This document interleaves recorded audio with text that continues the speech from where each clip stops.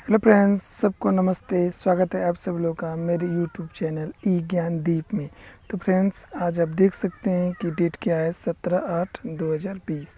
और आज का जो एडिटोरियल है वो है आपका स्वतंत्रता दिवस पर प्रधानमंत्री के संबोधन में 8 क्षेत्रों पे खास जोर देने की बात कही है।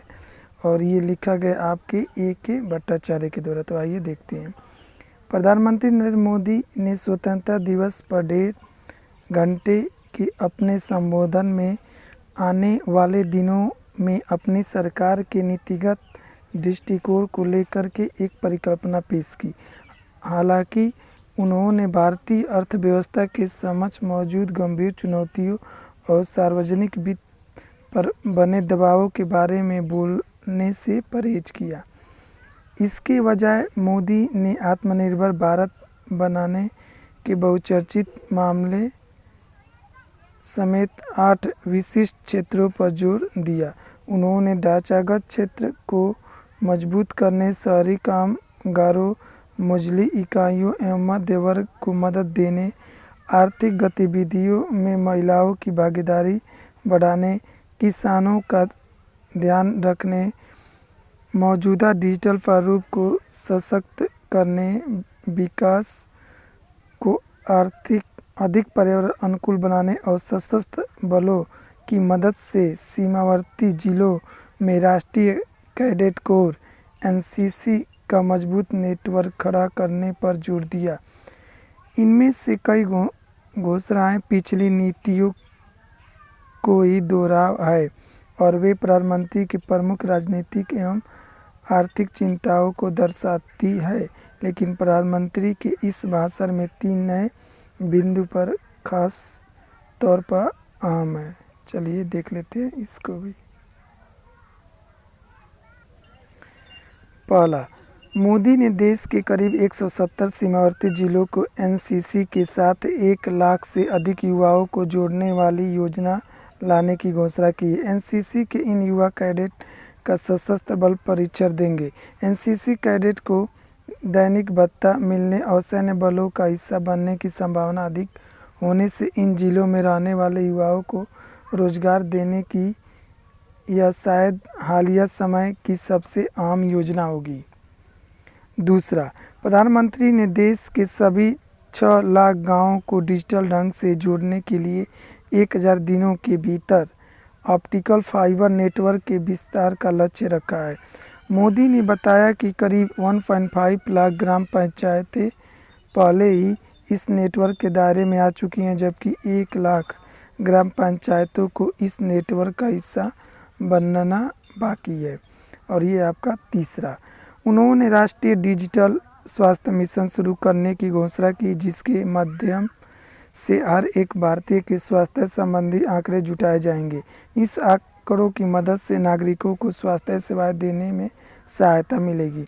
मोदी ने आत्मनिर्भरता के बारे में अपना नज़रिया साफ करते हुए कहा कि भारत को आर्थिक रूप से अपने पैरों पर खड़ा होने के साथ ही अंत संबंध एवं परस्पर निर्भर दुनिया में योगदान देने के लिए सशक्त भी होना होगा। उन्होंने कई वर्षों तक भारत के प्राकृतिक संसाधनों के निर्यात के तौर तरीकों पर अफसोस जताते हुए कहा कि अब हम ऐसे निर्यात में मूल्यवर्धन का वक्त आ गया है।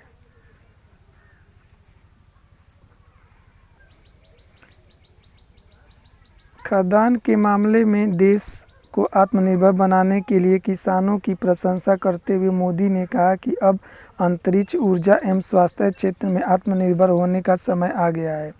उन्होंने आत्मनिर्भर बनने की राह में चुनौतियां होने की बात मानते हुए कहा कि यह अभियान घरेलू स्तर पर कौशल विकास करने के अलावा निर्यात बढ़ाने के लिहाज से भी अहम होगा। प्रधानमंत्री ने भाषण के अंत में आयात घटाने की ज़रूरत पर बल देकर आत्मनिर्भर भारत की मुहिम को एक नया मोड़ दिया। इस दौरान उन्होंने 100 से अधिक रक्षा उत्पादों की आयात पर पाबंदियां लगाने के अपने सरकार के फैसले का उल्लेख भी किया।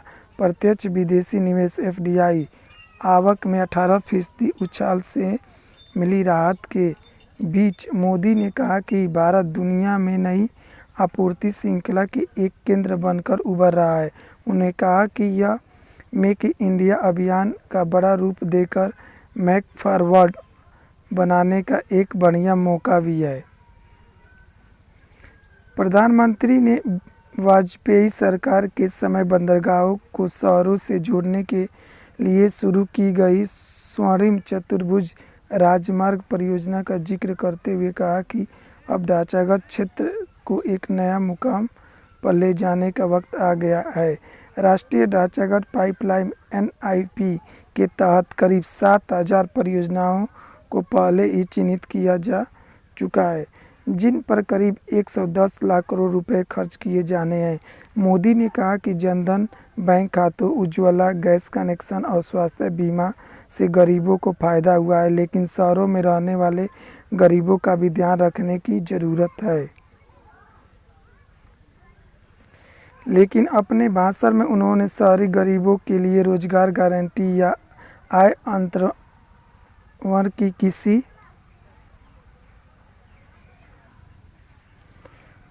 किसी योजना की घोषणा नहीं की। वैसे विकास सूचकांक में निचली पायदान पर मौजूद 110 जिलों में सरकारी काम पर ध्यान देकर संतुलित विकास सुनिश्चित करने की घोषणा की गई।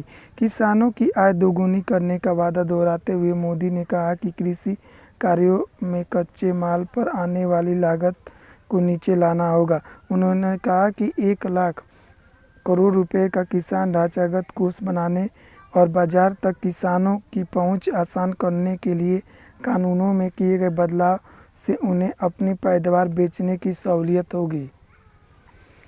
मध्यम वर्गीय तबके को मोदी सरकार से खास तवज्जो नहीं मिलने की धारणा के उलट प्रधानमंत्री के इस भाषण में मध्य वर्ग पर खास जोर रहा। उन्होंने अधिक किफायती घर बनाने और 1 लाख घरों तक पानी का पाइप पहुंचाने जैसे सरकारी प्रयासों का जिक्र किया। मोदी ने कहा कि सरकार ने मध्य वर्गीय भारतीयों की जिंदगी को सुगम नीति लाने के कदम उठाए हैं। सूक्ष्म एवं लघु एवं मध्यम इकाइयों को भी विशेष कोष बनाकर सरकारी समर्थन दिया गया और सरकारी बैंकों को भारतीय रिजर्व बैंक के दायरे में लाया गया है। मोदी ने कहा कि नई शिक्षा नीति से भारतीयों को जुड़ों से जुड़ने के साथ ही वैश्विक बनने में भी मदद मिलेगी। प्रधानमंत्री के विकास को सतत बनाने की ज़रूरत पर भी बल दिया। उन्होंने नवीकरण ऊर्जा के संदर्भ में कहा कि भारत पहले से ही सौर ऊर्जा क्षमता के लिहाज से शीर्ष 5 देशों में शामिल हो चुका है।